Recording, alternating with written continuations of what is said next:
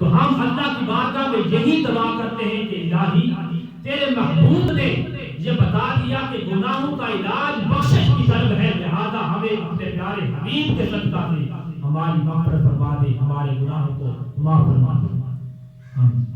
اسی طرح حضرات حدیث پاک میں آتا ہے کہ حضور علیہ الصلوۃ والسلام نے فرمایا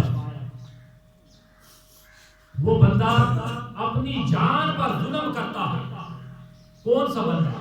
اب سنیے وہ بندہ کون ہے؟ وہ بندہ اپنی جان پر ظلم کرتا ہے جو دن میں 2 مرتبہ اللہ تبارک و تعالیٰ سے بخشش طلب نہیں کرتا۔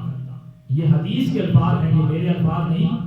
حدیث میں آتا ہے کہ جو بندہ دن میں 2 مرتبہ اللہ تبارک و تعالیٰ کی بارگاہ میں جھک کر اپنے گناہوں کی معافی نہیں مانگتا، وہ اپنی جان پر ظلم کرتا ہے۔ اب اس حدیث کا مضمون دوسری حدیث میں بیان کیا گیا ہے، تو وہ بھی حدیث سنیے۔ حضرت شداد بن اوس رضی اللہ تعالیٰ عنہ فرماتے کہ کریم آقا علیہ الصلوۃ والسلام کی بارگاہ میں بیٹھا ہوا تھا، تو آپ صلی اللہ علیہ وسلم نے فرمایا کہ بندہ کیا کرے، بندہ رب کی بارگاہ میں کس طرح التجا کرے؟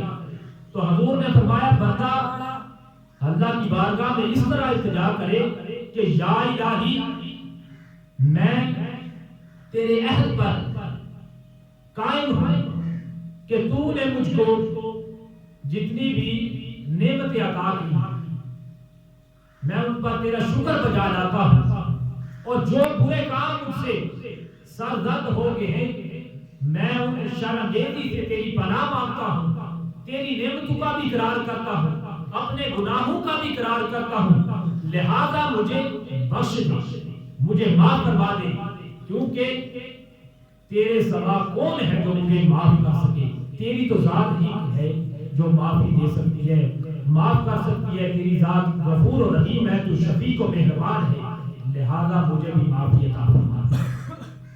تو اس طرح جب بندہ التجا کرتا ہے اللہ کی بارگاہ میں آ کر سجدہ ریزی کر کے پیشانی کو اللہ کی بارگاہ میں جھکا کر جب اللہ سے یہ دعا کرتا ہے تو یقیناً اللہ تبارک و تعالیٰ بھی اس بندے سے راضی ہو کر اس کے گناہوں کو معاف فرما دیتا ہے۔ اور حضور نے فرمایا اس طرح کی التجا کرنا یہ عظیم تر استغفار ہے، عظیم تر استغفار ہے۔ یہ حدیث کے الفاظ ہیں، حضور نے فرمایا یہ عظیم استغفار ہے کہ اللہ کی بارگاہ میں اس طرح التجا پیش کرنی چاہیے۔